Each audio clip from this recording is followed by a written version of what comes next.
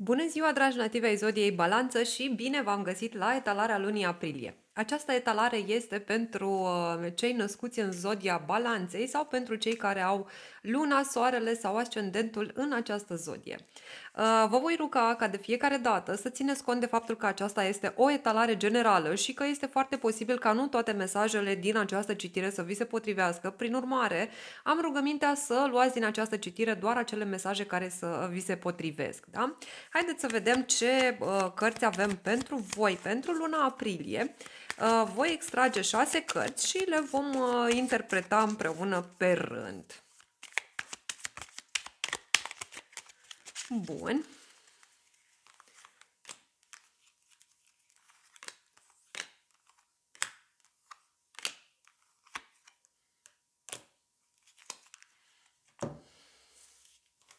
Bun, dragii mei. Foarte interesante cărțile pentru tine astăzi.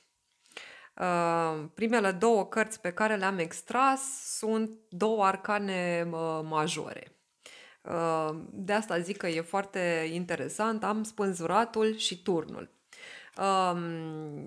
Faptul că le-am extras din prima pentru tine, da, înseamnă că vom asista la niște la niște momente în care vor apărea schimbări puternice, da? Mai ales că sunt niște cărți destul de puternice cele două, da, spânzuratul și turnul. Dacă spânzuratul, spre exemplu, reprezintă o nevoie de contemplare interioară, da? Îl țin invers, el de fapt e așa, el a picat în poziție dreaptă, să știi, da? Deci, după cum spuneam, dacă spânzuratul reprezintă o nevoie de contemplare interioară, de a lăsa controlul și de o schimbare în perspectiva ta, da? Turnul este asociat cu schimbări neașteptate, cu răsturnări de situații, cu dezastre, cu ghilimele de rigoare, și o să vezi de ce spun că au ghilimele aceste dezastre bruște, știi? Când cărțile astea două apar împreună într-o citire, da? Combinația rezultată dintre ele două implică un punct de vedere de cotitură, un punct de cotitură, îmi cer scuze, nu un punct de vedere, un punct de cotitură. Da? Un punct de cotitură semnificativ în viața unei persoane, da? Iar acest punct de cotitură este foarte probabil să aibă implicații puternice pentru viitorul tău. Acum, nu te speria, dragă Balanță, pentru că un moment turn pentru tine poate reprezenta, da, șansa unui nou început. Sfârșiturile sunt șansa noastră de a avea un nou început. Da? Gândește-te pozitiv la acest turn, pentru că era o schimbare necesară pentru tine, era un fel de picătură care a umplut paharul în ultima vreme, a existat un astfel de moment, da? Iar Universul și Divinitatea au decis pentru tine să-ți dărâme cu acest turn, să-ți dărâme tot, astfel încât să poți să construiești de la zero totul și de data asta pe o structură mai solidă, mai trainică, așa, da? Care să nu mai poată fi distrusă cu ușurință. Spânzuratul este o carte puternică și complexă, aș spune, da? Este deschisă la interpretare, așa, și de obicei este asociată cu un sentiment profund de liniște, da? Atât în interior cât și în exteriorul tău. Spânzuratul este totodată și o disponibilitate de a vedea lucrurile dintr-o altă perspectivă, de a renunța la control, de a obține o claritate, de a obține o mai mare claritate, da? Și o înțelegere cumva, să ajungi la acea înțelepciune, da? Spânzuratul te arată pe tine în prezent, pentru că e prima carte pe care eu am extras-o pentru tine. Și tu apare aici pregătit să accepti circumstanțele tale actuale, da? Ești gata să vezi ce ți aduce această nouă perspectivă din care tu vezi lucrurile acum, da? Perspectivă care vine în urma unei perioade în care te-ai gândit foarte puternic la ce și cum să faci, după o perioadă lungă de blocaj. Ai acest 4 de spade, da? La cartea asta mă uitam când îți spuneam că după o perioadă lungă la care te-ai gândit ce să faci. Cartea asta vorbește despre o perioadă de retragere. Da? Exact ce spuneam. O perioadă în care tu ai stat așa și ai reflectat asupra opțiunilor pe care le ai, ți-ai cântărit așa toate posibilitățile și acum te lași în voia soartei. Da? E ca și cum ai spune, fie ce-o fi, hai să vedem ce are viața pentru mine mai departe, da? Și hai să vedem cum putem ieși din asta.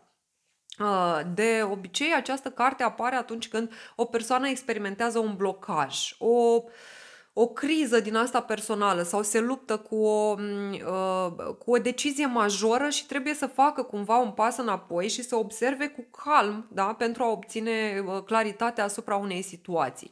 Și are sens interpretarea asta pentru că acest 4 de spade mai vine și cu un 9 de spade alături. Da? Iar ambele cărți ne arată nouă preocupare, da? Grijă, probleme care nu te lasă să dormi noaptea, probleme în general. Mă duc cu gândul aceste două cărți la probleme financiare în general, la stres, la îngrijorare, poate fi și disperare uneori, da? Tocmai de aceea a venit acest turnuleț, da, pe care ți-l arătam și ți-a spus stop. Da? E momentul ca în viața ta ceva să se schimbe, nu mai poți continua așa, da? Este o schimbare dramatică, este foarte adevărat, dar chiar dacă îți răstoarnă viața într-un mod semnificativ, partea bună e că nimic rău nu va mai rămâne și ai șansa să faci lucrurile altfel decât acum. Da? Era nevoie să ai parte de acest moment turn ca să poți să ai parte de creștere și să poți să ai parte de progresul care va urma. Asiști în acest moment la o experiență transformatoare, aș putea să spun, dragul meu, iar felul în care au ieșit toate cărțile pentru tine vorbește de la sine, da? Mai ales că ai și acest valet de cupe, care ne vorbește tot despre un nou început, da? Deci după acest moment turn, vei fi creativ și vei merge foarte mult pe intuiție, da? Pe ce-ți spune inima ta. Și vei face lucrul acesta într-o nouă direcție. Nu știu, poate este vorba despre un nou proiect sau poate este vorba despre o pasiune din care te-ai decis că e momentul să faci ceva, da? Să-ți cultivi această pasiune. Nu știu. Poate e vorba despre o veche meserie pe care ai lăsat-o în urmă și care acum se află din nou în atenția ta, da? Cumva, într-un fel că te întorci la rădăcinile tale. Oricum am privit lucrurile, da, vei avea parte de o trezire după o perioadă destul de grea, după cum îți spuneam, cu mult stres, da, poate chiar depresie, poate insomnii, n-ai putut dormi noaptea, da? Toate cărțile de astăzi, pentru luna aprilie, vorbesc despre vindecare. Da? Și despre transformare ca și punct final al tuturor lucrurilor care ți se întâmplă ție. Ai mai departe și regele de monede, da? Și ai acest 4 de spade, care pot semnifica împreună, spre exemplu, o perioadă de odihnă după niște eforturi titanice, le-aș numi, da? Pentru că în felul ăsta ai depus tu aceste eforturi, da? Destul de greu ce ai făcut. Nu știu, combinația asta e un îndemn la odihnă, nu știu, da, e un îndemn la odihnă, da? Această combinație despre asta vorbește, despre a te odihni. Da? Pentru că după un moment turn și un 9 de spade care a venit cu atâta stres, da? Corpul tău are nevoie, și nu numai corpul tău, și mintea ta, da? Corpul și mintea ta au nevoie cu siguranță să se odihnească, au nevoie de odihnă, au nevoie de regenerare, au nevoie de o reîncărcare a bateriilor, da? Tu ai nevoie de o reîncărcare a bateriilor până la urmă. Iar faptul că Regele de monede este ultima carte pe care am extras-o pentru tine și ultima carte pe care am extras-o este în poziția viitorului, pe mine mă duce cu gândul la faptul că în curând te vei afla într-o poziție de putere. Da? Deci se vede aici, da? Poziția de putere.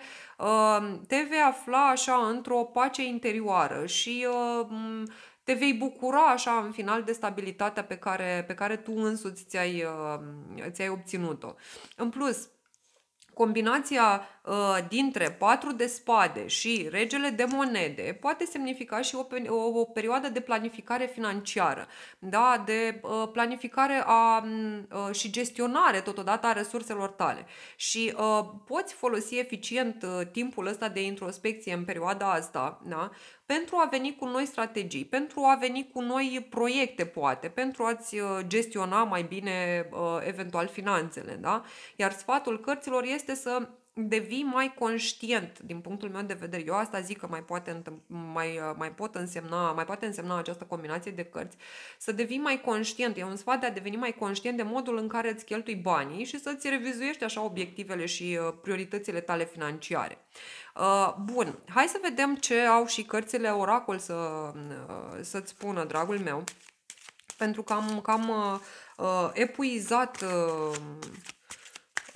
interpretările pentru cărțile de tarot și voi extrage 3 cărți pentru tine să vedem ce mesaje mai avem și aici și din partea căror cărți.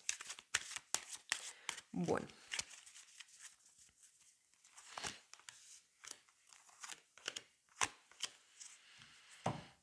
Da, interesant. Ai așa, ai spiritul naturii, ai supunerea și succesul strălucitor. Te las un pic să-ți vezi și tu cărțile, da? Eu aș zice că sunt niște cărți care ne confirmă cumva ce ne-au spus cărțile de tarot, da? Susțin etalarea asta de tarot pentru că vorbesc despre transformare și începuturi noi, da? Ai supunerea, ai spiritul naturii și succesul strălucitor. Spiritul naturii spune că totul este despre abundență și viață. Poate că asta încearcă și spânzuratul să-ți spună, da? Că depinde foarte mult de poziția din care vezi tu lucrurile și de fapt există abundență în viața ta, doar că trebuie să știi cum să o manifesti și cum să vezi în orice parte negativă a vieții o oportunitate de a îmbunătăți ceva la tine, da? Și la felul în care vezi lucrurile. Ai și îngerul din succesul strălucitor care îți spune că ai divinitatea lângă tine și că orice oportunitate care îți poate apărea ar trebui să fie exploatată la maxim, da? Să renunți la această poziție de victimă în care erai până nu de mult și să-ți schimbi gândirea, da? Să-ți schimbi gândirea și să ai încredere în forțele tale. Pentru că unde e?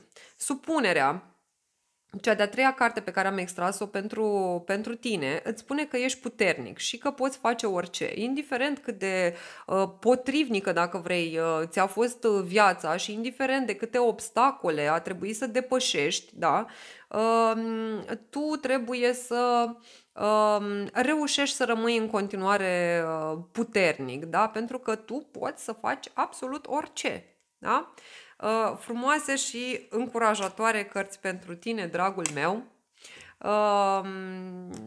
Aș zice că și cărțile din partea tarotului și cele din partea oracolului menirii pentru tine, dragă nativ balanță, zic de bine. Da, pentru că chiar dacă ai mai avut și cărți care ar putea, spre exemplu, să zicem că sunt negative, ele tot spre pozitivism duc. Da? Îmi închei și eu citirea pentru tine tot în tonul acesta pozitiv și îți urez o lună aprilie minunată. Sper să ne reauzim cu bine la etalarea viitoare. Îți mulțumesc pentru atenția acordată și totodată te rog să nu uiți să te abonezi la canalul meu. Mă ajută și pe mine, te ajută și pe tine, da? Pentru mine este o încurajare dacă te abonezi la canalul meu. O încurajare pentru a posta videoclipuri pentru tine cât mai des, iar pentru tine, dacă te abonezi, e de bine pentru că vei primi notificare ori de câte ori fac o nouă postare. Bun, cam atât am avut de spus, să ai o lună aprilie minunată și să ai o zi frumoasă în continuare.